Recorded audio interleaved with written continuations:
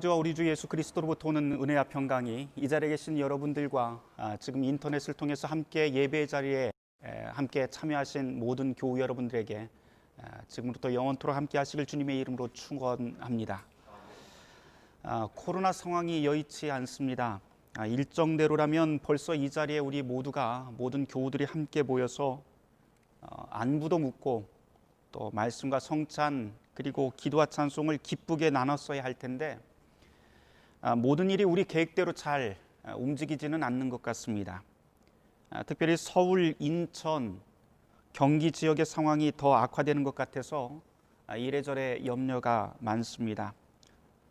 이러다가 올해 아니 내년까지 이렇게 가는 게 아닌가 싶은 그런 이야기까지 돌고 있습니다. 시대를 구분할 때 우리는 보통 기원 전, 기원 후라고 하는 의미로 BC, AD 이렇게 사용을 하고는 하는데요. 요즘은 코로나 이전, 그래서 before 코로나 이렇게 BC, 코로나 이후 after 코로나에서 AC 이렇게 이야기하기도 합니다. 그렇게 세상이 갑자기 변해버렸습니다. 평일에는 아침에 일찍 일어나서 학교 가고 주일이나 평일 저녁엔 교회 가는 게 늘상 우리의 일상적인 평일이었는데 이젠 이런 모든 일들이 과거의 기억으로 사라지는 것 같습니다. 서로 밝은 얼굴 쳐다보면서 까르르 웃고 이야기하던 것도 과거가 된 것 같습니다. 마스크를 쓰고 얼굴을 가리지 않으면 지나가던 사람이 피하고 불편해하는 게 느껴질 정도로 우리 사회가 그렇게 변했습니다. 그러다 보니까 사람 모이는 피해야 된다라고 하는 생각들도 꽤 많습니다. 오히려 그것이 미덕이 되어버린 시대가 되었습니다. 재택근무나 온라인 같은 것은 활성화되고 모든 것들은 다 스마트폰 안으로 다 들어와 버렸지요. 전자기기에 익숙하지 못한 어르신들도 이제는 반강제적으로 스마트폰 안으로 빨려 들어가지 않으면 생활 자체가 어려운 시대가 되어버렸습니다. 안부 전화는 물론이고 세상 돌아가는 이야기도 이 스마트폰을 통해서 듣게 되고 책이나 음식을 비롯해서 일상품도 모두 다 스마트폰을 거쳐서 배달되고 업무나 회의, 심지어 예배도 이제는 스마트폰을 앞에 놓고 봐야 하는 시대가 도래했습니다. 이렇게 몇 달 전만 해도 우리는 상상 못할 그러한 상황이 이제는 우리 앞에 자연스럽게 자리를 잡아가는 것 같습니다. 지요. 사람이라고 하는 것이 서로 만나야만 정도 트고 정도 생기고 느낄 텐데 있는 생활 우리의 일이 정상인지 아니면 비정상인지 헷갈릴 정도입니다. 그러다 보니 불안해지고 불만은 더 쌓여갑니다. 오죽하면 재택근무나 재택 수업이 길어지다 보니까 가정폭력이 급증했다고 하는 이야기가 들릴까요? 도대체 우리의 미래는 어떻게 될까요? 이렇게 불안한 우리에게는 정말 탈출구가 있기는 한 것일까요? 오늘 우리가 함께 나눌 구약의 말씀은 이렇게 불안한 우리에게 위로와 용기를 주고 또한 도전을 주는 본문인 것 같습니다. 출애굽기 19장 1절에서부터 이어지는 말씀이죠. 이 본문은 하나님이 광야의 백성들에게 축복을 약속하신 시내산 언약이라고도 불리는 그런 본문입니다. 애굽에서 모세와 함께 탈출한 백성들이 이제 시내 광야 앞에 광야에 이르게 됩니다. 그 앞에 산이 있었는데 거기서 장막을 치고 민족의 지도자였던 모세는 그 앞에 있는 시내산에 오르게 됩니다. 거기서 하나님의 음성을 듣게 된 모세가 하나님의 음성을 듣고 하나님이 시키는 그대로 다시 산에서 내려와서 광야에 있던 장막 가운데 있던 그 백성들에게 하나님의 음성을 그대로 전하는 장면이 오늘 우리가 함께 읽었었던 출애굽기 19장의 말씀입니다. 이 말씀은 모세 한 개인에게 주는 말씀이 아니라 바로 이스라엘 전체 백성들, 다시 말해서 광야로 하나님의 말씀을 따라서 나온 그 사람들 전체에게 주시는 하나님의 약속의 말씀이고 또한 축복의 말씀이지요. 저는 이 구약 본문을 쭉 읽다가 가장 인상적인 구절이 하나 눈에 들어왔습니다. 그게 출애굽기 19장 4절의 말씀인데요. 제가 한번 읽어보도록 하겠습니다. 내가 애굽 사람에게 어떻게 행하였음과 내가 어떻게 독수리 날개로 너희를 업어서 내게로 인도하였음을 너희가 보았느니라 라고 하는 말씀이 나옵니다. 독수리 날개로 나를 업어서 하나님이 나를 인도하고 있다라고 하는 이 구절을 상상만 해도 정말 가슴 뛰는 구절입니다. 사람들은 종종 이 구절을 읽으면서 독수리가 새끼를 기르는 방법을 생각을 하곤 하죠. 그러면서 교회에서는 이 구절을 놓고 하나님이 자신의 백성들을 훈련할 때 이렇게 하신다라고 설교하기도 합니다. 뭐 한 번쯤 다 들어보셨을 것 같아요. 어미 독수리가 아직 날지 못하는 새끼를 높은 곳으로 데리고 간 다음에 날개 위로 업어서 데리고 올라간 다음에 거기서 면 날지 못하는 독수리가 하늘에서 쭉 떨어집니다. 살으려고 계속 파닥파닥 하는데 결국은 아직 날지는 못하기 때문에 땅에 부딪힐 때쯤에서 어미 독수리가 밑으로 와서 딱 등에 업어서 다시 창공으로 올라간다라고 하는 이야기입니다. 이런 훈련을 계속 반복하다 보면 새끼가 어느 순간에 날개에 힘이 생겨서 스스로 창공으로 날아오를 수 있다라고 하는 식의 설교를 여러분들 혹시 들어보셨는지 모르겠습니다.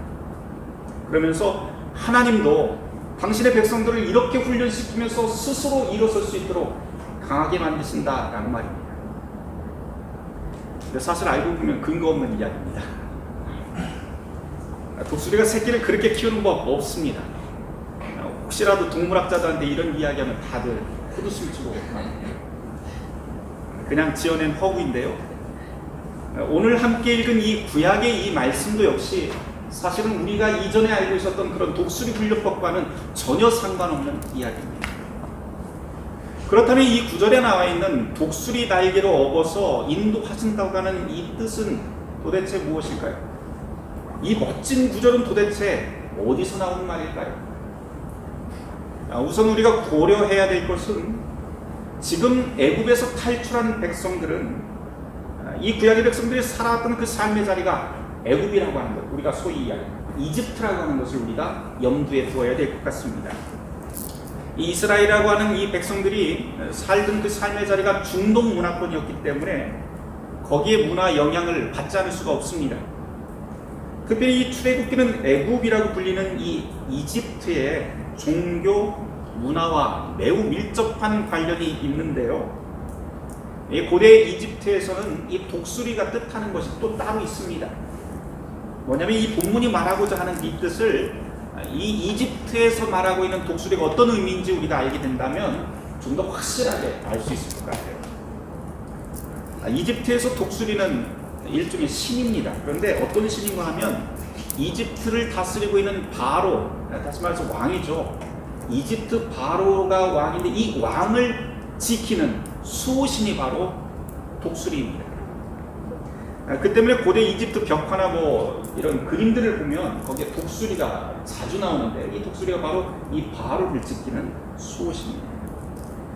네크베트라고 하는 이름의 수호신인데 이 독수리신은 이집트가 사막 지역에 있지만 그 한가운데를 관통해서 흐르고 있는 나일강을 관장을 하고요.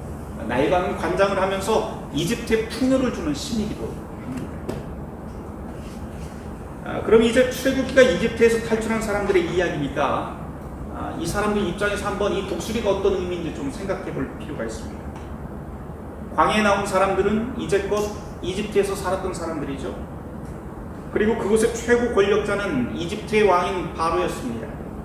그런데 이집트 사람들 말로는 우리의 왕을 지켜주는 신이 따로 있는데 그게 바로 독수리 신이다라고 합니다.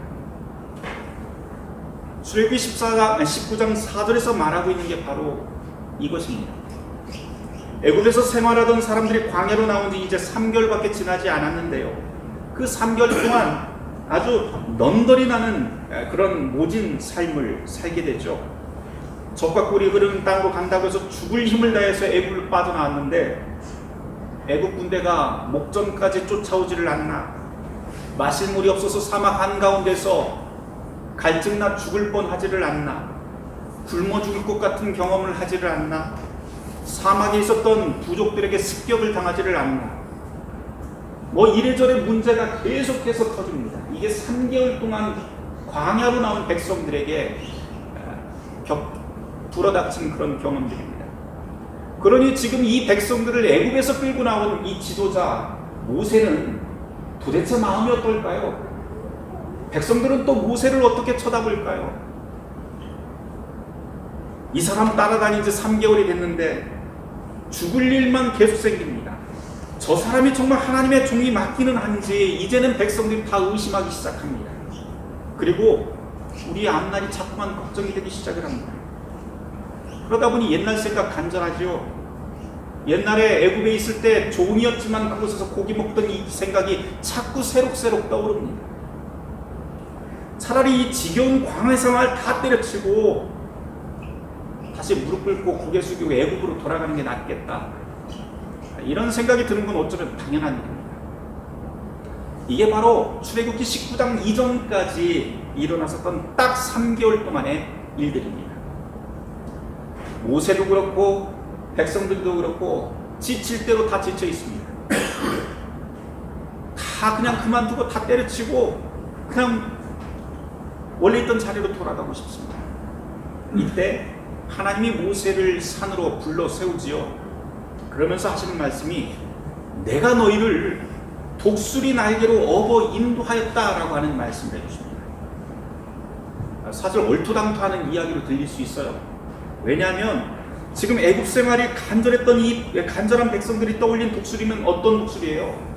애굽 왕 바로를 지키는 신입니다. 애굽의 풍요와 안전을 허락하고 보호하는 왕의 수호신인데 지금 하나님이 모세를 통해서 해주신 그 말씀이 무엇인가 하니 그 독수리가 애굽의 왕을 보호하고 지키는 게 아니라 지금 광야로 나선 백성들, 광야에서 장막을 치고 스스로 불안해하며 아파하고 비하하고 있는 자기 백성들을 지키시는 하나님이다 라고 이렇게 말씀을 합니다. 하나님의 종을 따라서 위험을 감수한 백성들을 바로 그 독수리가 지키고 있다라고 말씀을 하죠. 그런데 그 독수리를 부리는 신은 또 누구인가요? 바로 하나님입니다. 그래서 지금 모세에게 해주시는 그 말씀 속에 담긴 뜻은 아주 간단해요. 하나님은 애굽의 왕이나 신과 비교할 수 없을 정도로 강하고 능력 있는 분이다 라고 하는 겁니다. 그 하나님이 광야에서 있는 그 백성들을 우리의 생각과 지혜를 뛰어넘는 방식으로 보호하고 인도하신다는 것을 출애굽기 19장에서 말씀하고 있는 거죠. 그런데 하나님의 놀라운 선언은 여기서 그치지 않습니다. 계속 이어지죠. 5절 말씀에 보면 이런 말씀이 있어요. 너희는 모든 민족 중에서 내 소유가 된다라고 하는 선언을 해주십니다. 이 구절을 여러분이 좀 눈여겨보셨으면 좋겠어요. 여기에 너희는 내 모든 민족 중에서 나의 소유가 된다라고 했는데 여기에 소유라고 하는 말이 어떤 물건을 뜻하는 게 아닙니다. 단순한 물건이 아니고 여기에 원문을 보면 어떤 뜻이냐면 나의 보물이라고 하는 것입니다. 모든 민족이 있지만 그 중에서도 가장 귀한 보물로 너희를 내가 아끼고 사랑한다라고 하는 말이 바로 이 뜻입니다. 광야 백성들은 스스로 어떻게 생각해요? 자기 스스로 생각할 때 자기 인생을 원망하고 자기 가치를 평가절하하고 하면서 장막을 치고 그 안에서 다 풀이 죽어 있는데 하나님이 그 백성을 보고 말씀하신 그 판단은 완전히 다르지요. 광야에 나온 너희들이야말로 나의 가장 값진 보물이고 그 때문에 내가 독수리의 등에 업어서라도 약속의 땅으로 인도하고 있는 것이다 라고 말합니다. 광야에 나온 이 백성들에게 하나님은 지금 아주 특별한 지위를 주시는 장면입니다. 그리고 모세에게 이 말씀을 주시면서 이 모든 것들을 백성에게 전하라고 하죠. 스스로 초라하고 불행하다고 생각했던 백성들이 생각할 때 하나님의 음성이 그렇게 들렸다고 하는 것은 굉장한 소식입니다. 그런데 오늘 이 본문을 또 계속해서 읽어보면 하나의 조건이 거기에 붙고 있다는 것을 우리가 확인하게 됩니다.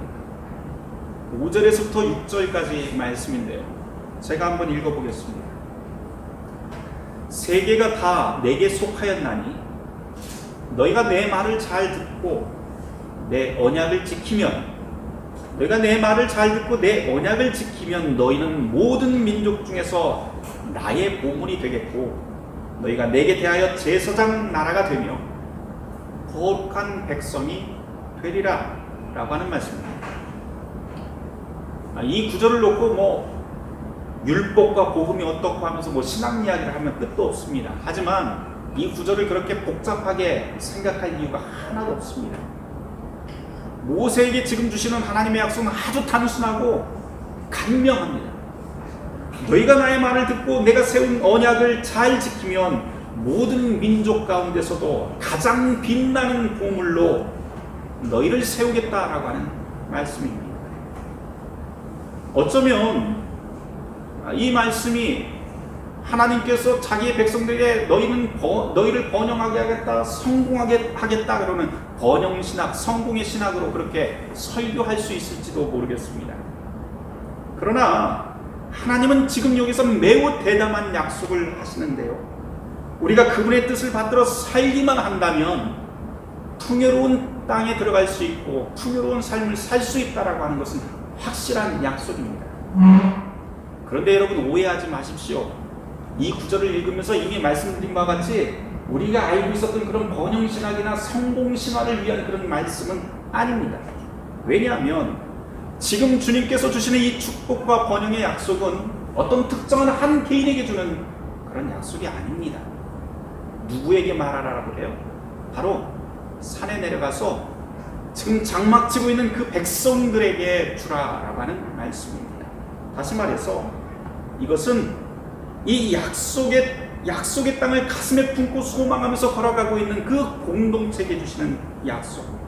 성공하더라도 혼자 성공하지 말고 함께 성공하고 번영하더라도 함께 번영해야 된다라고 하는 말씀이기도 합니다. 이기적으로 살지 말라는 거예요. 그 다음 볼까요? 또 하나 중요한 게 있습니다. 지금 하나님이 이 백성에 주시는 이 보물은 물질이나 우리가 생각하는 물질이나 무슨 권세, 세상에서 말하는 그런 성공들이 아닙니다. 6절 말씀을 보면 뭐라고 되어 있냐면 나의 소유다라고 하는 그 말씀과 똑같이 옆에 붙어 나오는 약속이 있어요. 그것은 뭐냐면 제사장의 나라, 거룩한 백성이 되게 하겠다라고 하는 말씀입니다. 둘 다 똑같은 말이지요. 그런데 여러분, 제사장이 하는 일이 뭡니까? 제사장이 하나님이 나의 보물로 삼아서 너희들을 선한 곳으로 인도하고 아름다운 땅으로 인도하겠다고 하는데 거기에서 최종 목적은 뭐냐면 너희를 제사장을 만들겠다, 거룩한 백성을 만들겠다 하는데 제사장이 하는 일이 뭐냐 이거예요. 제사장이 하는 일은 딱 하나입니다. 뭐냐면 중보하는 역할이에요. 자기의 이익을 추구하거나 탐욕대로 사는 사람은 제사장이 아닙니다. 제사장의 직무는 딱 하나, 하나님 앞에 오는 모든 사람들을 중보하는 역할이 바로 제사장의 역할입니다. 중보가 뭐예요? 중간 다리 역할이잖아요. 중간 다리 역할. 사람과 사람을 선하게 이어주고 사람과 하나님을 이어주는 사람이 바로 제사장입니다. 그리고 그 역할은 언제나 종되었던 땅에서 인도하는 하나님의 한결같은 그 사랑을 기반으로 합니다. 우리도 지금 광야같이 메마르고 미래가 불안한 세계에 사실은 장막을 치고 살고 있습니다.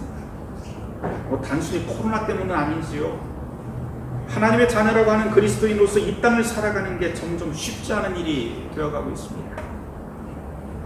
얼마 전까지 우리는 1,800만 아니 2,000만 기독교인이라고 그렇게 자랑하던 때가 있었습니다.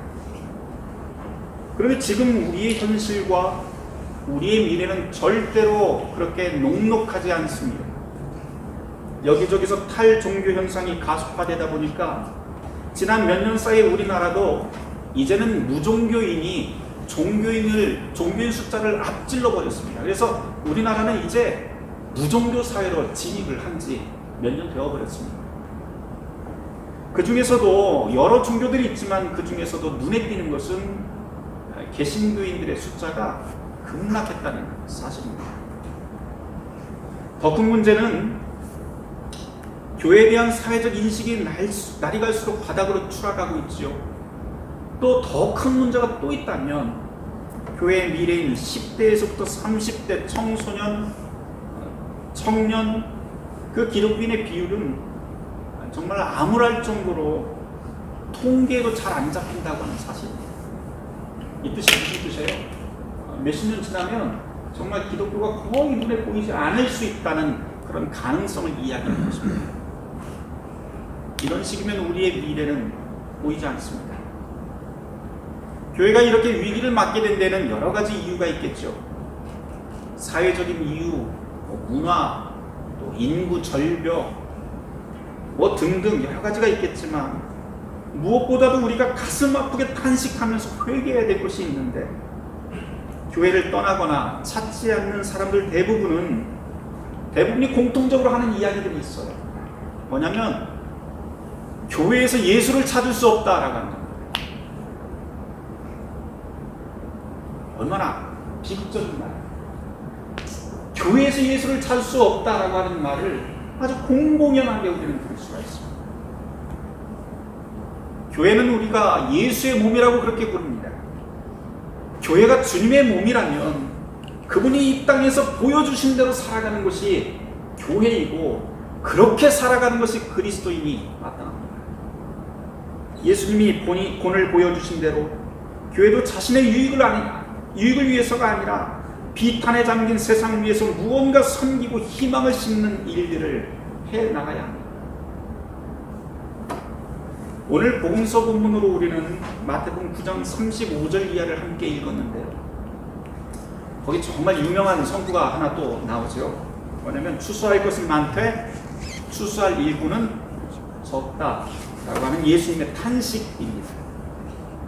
이 구절 꽤나 우리가 너무 많이 들었어요. 그런데 보통 부흥회나 전도 집회 이런 거 할 때 사람들 많이 불러오라고 인용하는 아주 가장 빈번한 문구가 바로 이겁니다.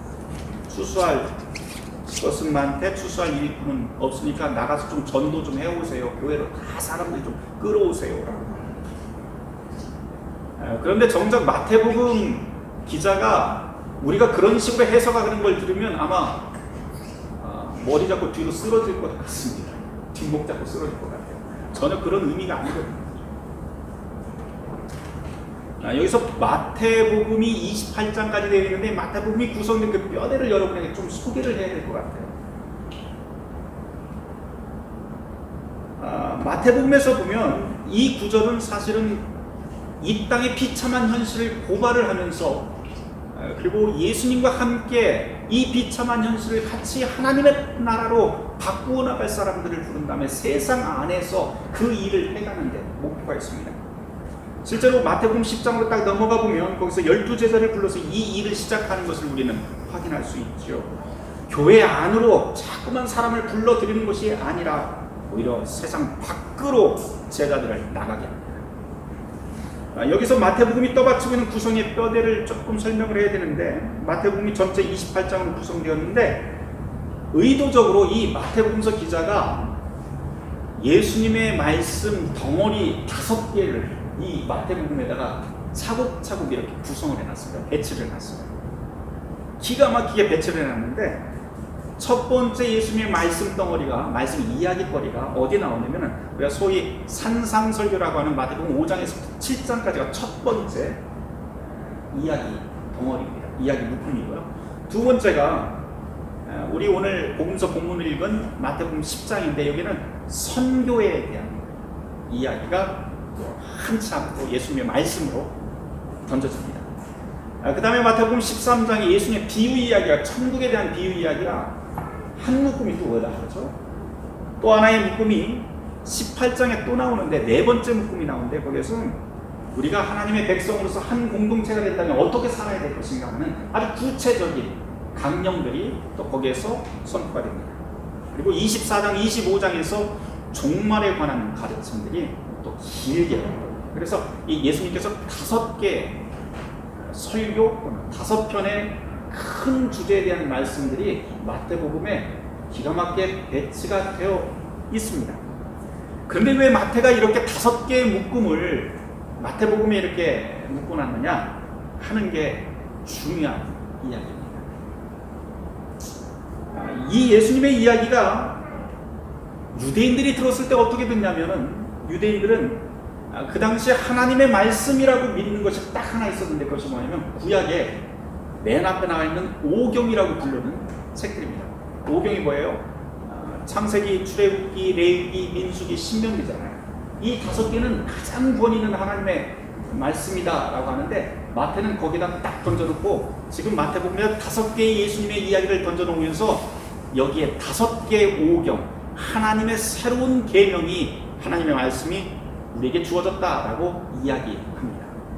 그러면서 각각의 맨 앞에 있는 산상설교를 창세기와 연결을 하고요, 그 다음에 선교에 대한 이야기를 출애굽기에다가 연결을 하고, 그런 식으로 해서 계속해서 5개의 구약 성경과 5개의 이야기 묶음을 여기에 그대로 매칭을 시켜서 이야기합니다.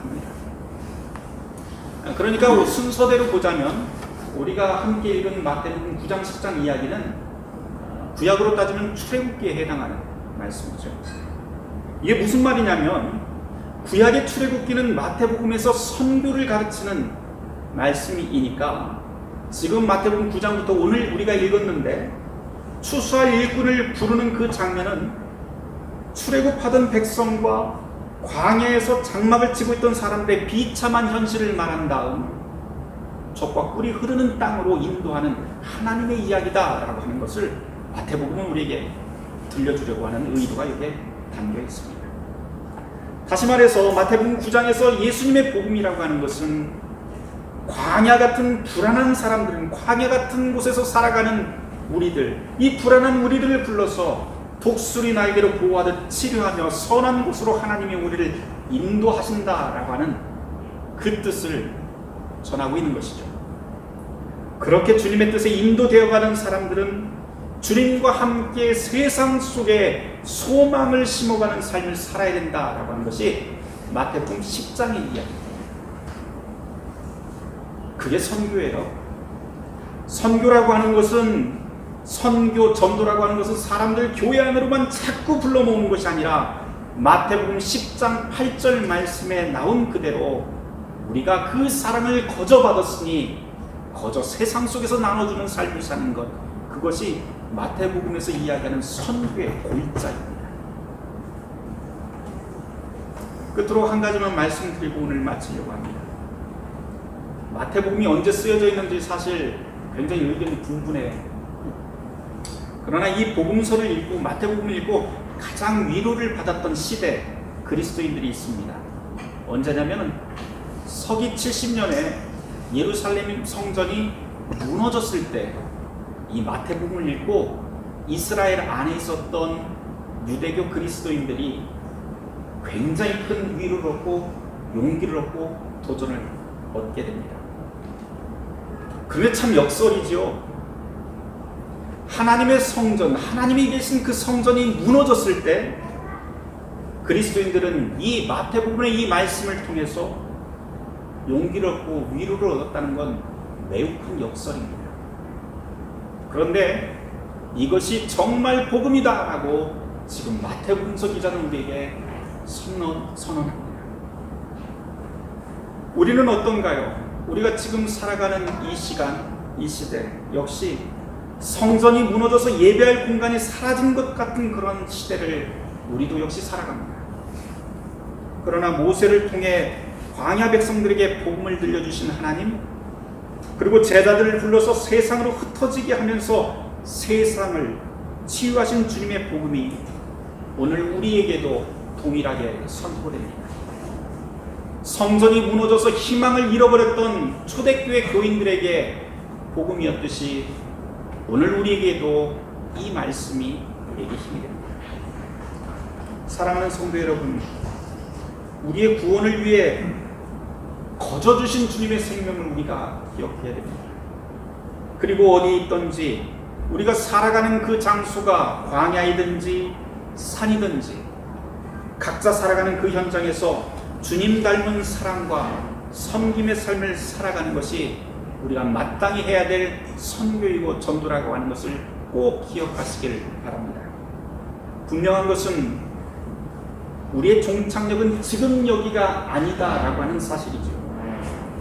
우리 인생의 여행이 비록 모세시대의 광야 백성들처럼 모든 것이 불안하고 의심스럽지만 하나님은 우리를 당신의 선하신 길로 독수의 날개 등에 엎어서 우리를 선한 곳으로 인도하실 것입니다. 모든 지각에 뛰어난 하나님의 평강이 그리스도 예수 안에서 너희의 마음과 생각을 지키시리라. 아멘.